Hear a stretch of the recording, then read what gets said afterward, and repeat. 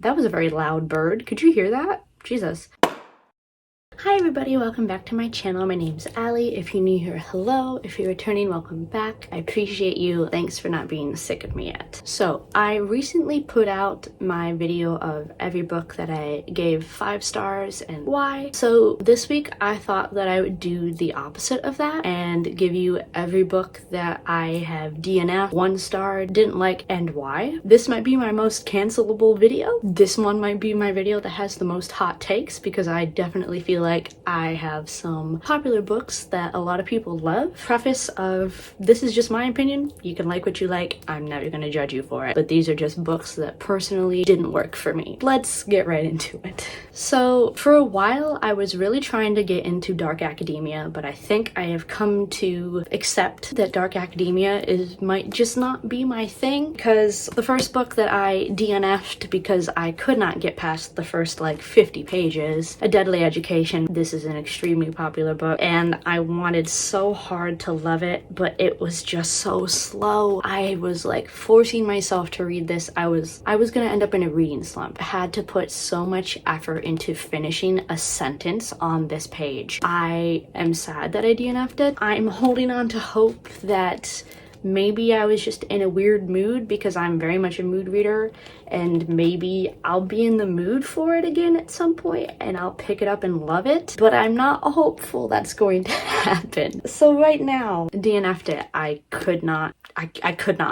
I simply could not. And following right up behind with that, it's very popular friend, The Atlas 6 by Olivia Blake. This still has the bookmark of where I left off. I got specifically to page 107 and could not get any farther. I think if I had to battle Atlas 6 versus Deadly Education, like which one I had to force myself to read through, I would pick Deadly Education. This book, people love it. I don't.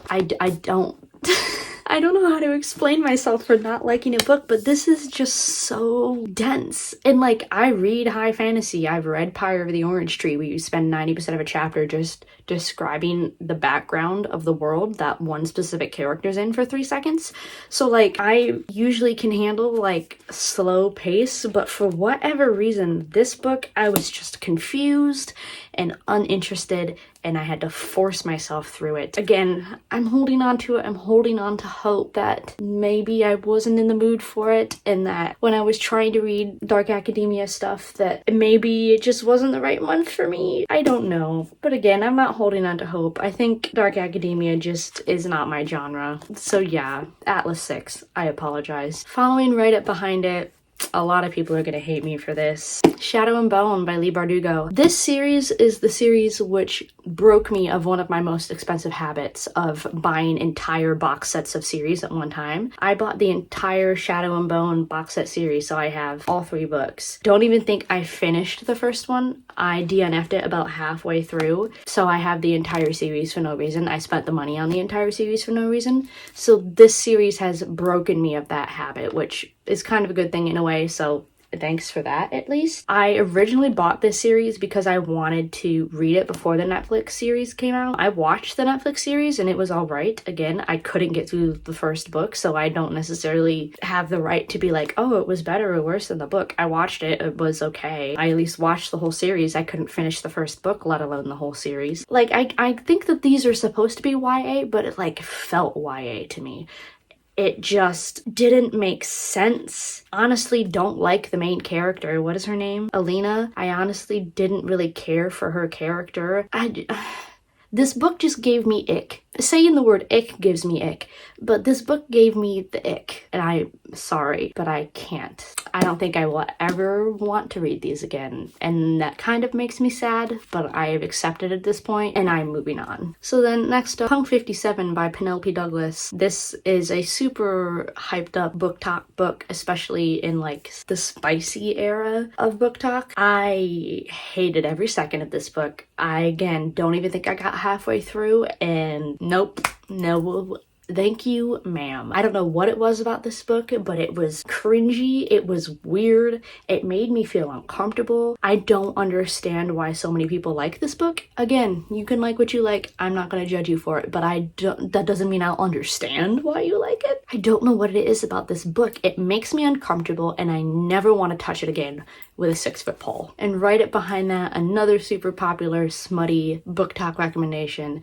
Den of Vipers. You need to get help if you like this book. And I am a smut person. I will never judge people liking smut books, but the smut scenes in this book have me concerned for people. It's fiction. I am able to draw the line between fiction and reality, and I hope that other people can too, if they like this book this much. I am concerned for some of you. Y'all have me concerned sometimes. That's about it. A Lady of Rooksgrove Manor. Again, I love me smut books. I will 100% read books for smut and smut only. I have read multiple books for smut and smut only, but I like smut that adds to the plot that's there for a reason. Lady of Rooksgrove Manor, there is no plot. The plot is smut. That is the plot. I don't even know how to begin to explain this book to you. Every chapter is a smut scene. Every single one. There is no plot. There is no reason this book was written for any other reason other than smut, which is fine, but let it happen for a reason. There's gotta be some buildup, some tension, some reasons behind why things are happening, and there was not any throughout any part of this book. And so I got halfway through and I was just like, well, I already know the entire plot of this book because it's the same thing that happens every other chapter. Why should I keep reading it? And so I didn't keep reading it. So the rest of these are all books that I have finished, but I've rated 1 or 2 stars, and I will explain why I rated them that and whether or not I actually recommend them, because it's not 100%, but you'll see. Ash Princess by Laura Sebastian. This first book and the second book at a discount place, so I'm not super mad that I didn't like them because I didn't pay full price for them. Again, they're YA dystopian. It's just a plot that I've read 1,000 times. This is basically a simpler version of the Red Queen series. If you want to basically read the Red Queen series all over again, that's the Ash Princess series. And I've read this plot a million times, and there's just other series that did it better. So I think I 2-starred this book because I finished it, and I would recommend it to people that want something that's Red Queen similar, but there is other books that I would 100% read over this any day. This is going to be another hot take, but Caraval by Stephanie Garber. I read the first book. I have not read any of the rest of this series. Caraval is just, I was confused the entire time. I had no idea what was going on. Everybody's like, oh, the romantic relationship. I'm like, what romantic relationship? There was no romantic relationship. It was non-existent. Literally nothing exists in this magical made-up world. Everything is fake. That's how I felt about this book. I 2-starred this book. I don't personally recommend it because I wouldn't know who, how, where, what, why to recommend it to, because I didn't even understand the plot line. Can't even explain to you why I 2-starred it and not 1. This next one is probably the one that I have the biggest explanation for. Legendborn by Tracy Dion. I 3-starred this book, and it is on this list simply because it's not my personal taste in storyline. I think that this book is amazing, and I 100% understand why people love it. I 100% get it, and I 100% respect your opinion. I will never argue with you on why I didn't like it. It has amazing POC representation. That's a big part of this book, and it does an amazing job of this. This book is a good book, and I would 100% recommend it to people. The only reason that I have it on this list and I didn't like it is because it's a King Arthur thing. I have never been a fan of King Arthur-y retelling-y stuff. It's confusing to me. It's not something that keeps me engaged. Any book that has been a King Arthur typed book, I have struggled through, and it was the same with this. I wanted to love this book so bad. If it was any other thing, if it was just a dark academia magic-y thing, I probably would have been fine with it. But it's just that the King Arthur thing doesn't do it for me, and I struggled through that whole idea. But I 100% recommend this to people. It's still an amazing book. It's written well. It's engaging. I just struggled with it being King Arthur, and I apologize for having it in this video because it doesn't deserve to be here, but it is, and I'm angry with myself for that. So you can yell at me about this one all day long because I know it doesn't deserve to be here. Emergency Contact by Mary H.K. Choi. I feel like the general census from most of the people I know that have read this have been the same thing. They don't know how to rate this book, It's incredibly confusing. I don't even know how to explain this book. I too start it because I did read it, and I think there were maybe a couple scenes that I liked out of it, but it's just like the plot didn't make sense to me. A lot of it is like they're growing their romance through text, and like I thought that that was kind of cute, but it's just for whatever reason I couldn't connect with the characters, I guess, and it didn't do anything for me. I didn't feel any romance sparks. It's incredibly YA, which is fine. I love YA. I read it all the time, but sometimes it's just too much. And this was just too much like weird, cringy YA, and I can't do it. What might be another hot take? The roommates. I was disappointed in this. I had such high expectations for this book, and it did not live up to them. This is again a book talk favorite recommendation for like spicy romance books. In my definition, spice-wise, this is like spice range on a 1 to 10. This is like a 3. Like, I feel like the only reason it gets included in like spicy book talk is because the main male character is a adult entertainer, if you're picking up what I'm putting down. I feel like that's the only reason why it's spicy, is because he works in that industry and he gets her involved in that industry. But like smut-wise, there's not really anything. Thought that this book was really cringy and unrelatable, and I didn't really care for our female character. Don't think I would recommend this to people that feel the same way about books that I do. I didn't think it was that great. I think it's extremely overhyped, and I would have been fine to have never read this, and I will probably never read it again. Following up with that, The Flat Share. This book seemed super overhyped to me. It was incredibly boring. Nothing happened. Like, I guess that their relationship was cute, and like they leave letters to each other, like little notes throughout the apartment, and like that's cute, I guess, but it's just, I wanted more from it than what it gave me. It didn't give me the romancy tingles. It didn't make me feel like I was reading a romance book. I didn't get invested in the characters. I didn't get invested in their relationship or the storyline or the plot line. It was just missing pizzazz, and it just felt boring to me. So then my only thriller on this list so far, The Wife Upstairs by Rachel Hawkins. The simplest way, there's like, do you see, there's like hair and stuff stuck to like the sticky thing. That's really gross. I'm sorry, I shouldn't have shown you that. That was disgusting to look at. Ew. But the best way that I could like explain my feelings in reaction to this book is it was a mystery that wasn't mysterious and a thriller that wasn't thrilling. I figured out the entire plot not even halfway through because this book is insanely small. They like hint that our main female character has this weird shady backstory that she's running from, when like it's really not that bad. It's not that shocking or something that really seems like it in the long run added to the plot. I don't like books, especially thrillers, that I figure out the entire plot before halfway through the book, and that's what I did with this. I knew what was going to happen.